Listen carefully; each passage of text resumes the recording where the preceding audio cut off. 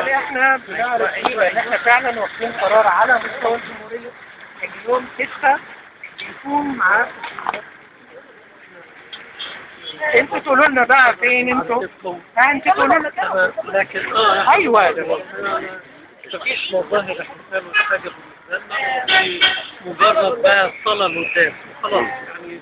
وطبعا في القدام بيبقوا المسيحيين خلاص احنا يعني تعبير هنبقى موجودين بره معاهم.